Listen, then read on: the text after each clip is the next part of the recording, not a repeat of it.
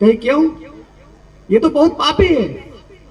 और जो पुजेरी साहब ब्राह्मण जो मरे थे, वो भी उनकी आत्मा भी कह रहे थे कि हाँ ये तो बहुत पापी, हमने तो देखा है इनको, बहुत गलत करते थे, इनको नरक मिलना चाहिए।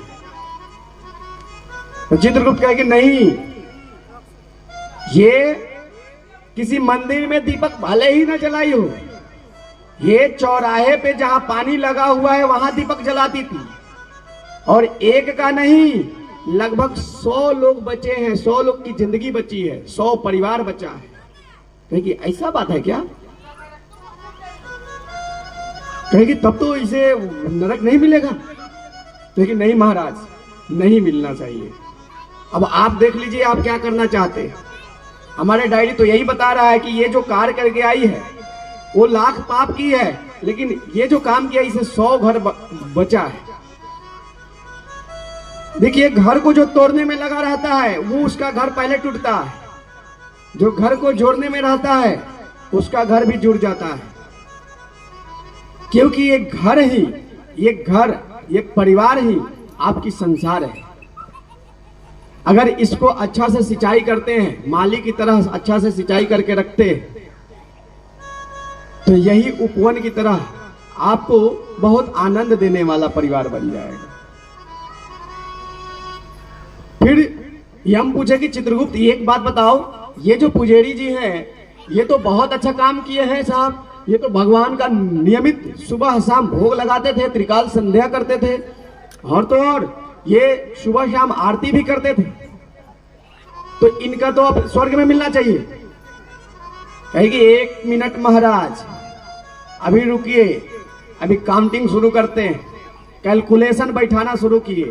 कहेगी महाराज, इन्होंने जितना फल मंदिर में चढ़ाए सब अपने खाए, किसी को बांटे नहीं है, प्रसाद के रूप में किसी को बांटे नहीं है, इसे किसी का लाभ नहीं, किसी बच्चे को भी नहीं दिए।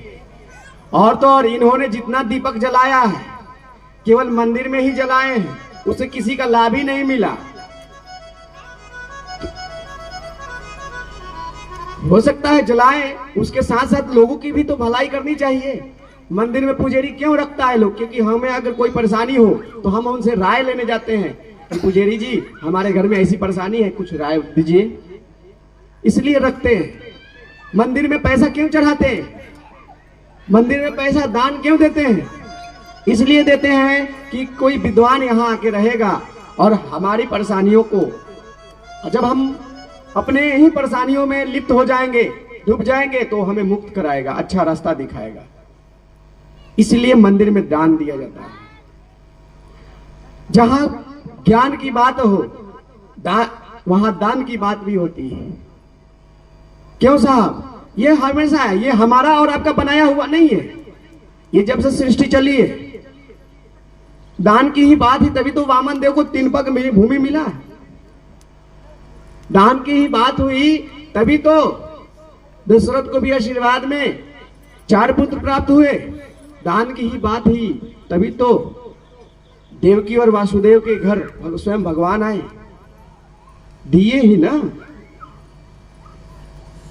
तो इसीलिए चित्रगुप्त कह के रुकिए महाराज, ये पुजेरी जी जितने संपत्ति को ऐसी ही लगा दिए जिसका कोई मोल नहीं हुआ, इनको तो नरक में जाना चाहिए। अब पुजेरी जी बहुत गुस्सा हो गए, देखिए ये तो मनमानी हो रहा है।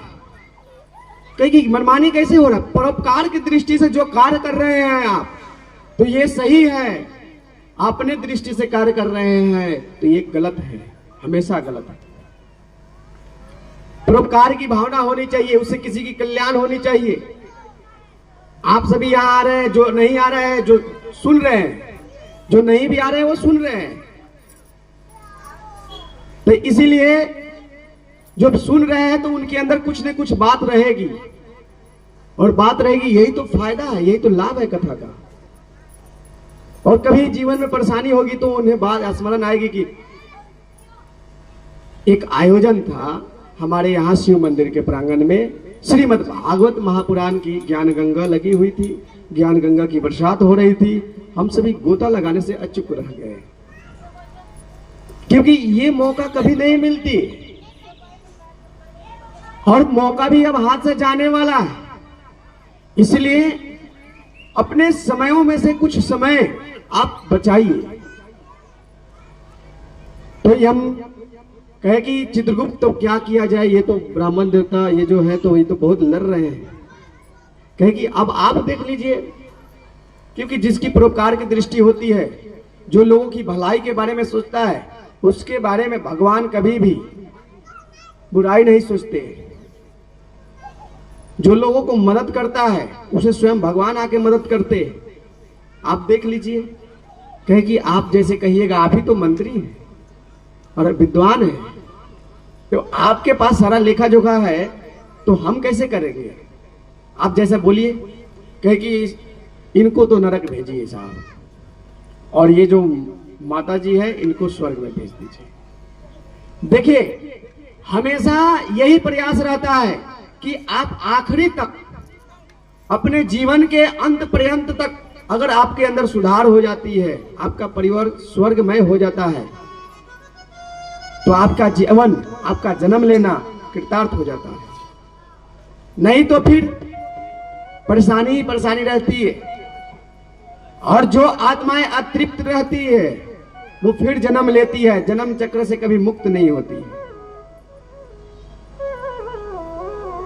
इसीलिए हम सभी को हमेशा ऐसे कार्यों से, शुभ कार्यों से जोड़ के रखना चाहिए। खुद अपना व्यवस्था नहीं कर पाते हैं, कहीं हो रहा है वहां जरूर जाना चाहिए। वहां जाने से क्या होता है, आप चाहिए या ना चाहिए, आग के पास बैठिएगा तो साहब आप चाहिए कि हमको ठंडा लगे, तो लगेगा क्या? नहीं, गर्मी ही महसूस होगी। अगर आपको बर्फ के पास बैठा दिया जाए और कहा जाए आप आज गर्मी की जैसा महसूस कीजिए, आपको पसीना निकल रहा है, कैसे निकलेगा साहब?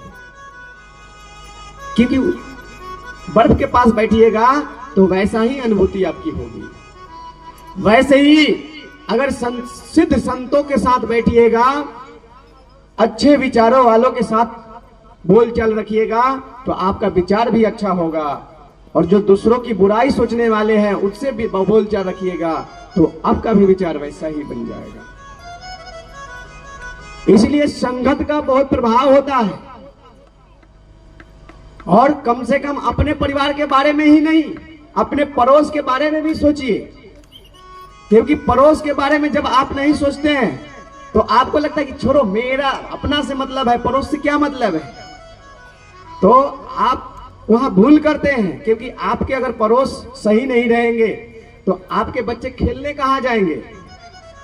यहां से क्या घर पे जाएंगे? नहीं, वो पड़ोस में ही जाएंगे। पड़ोस के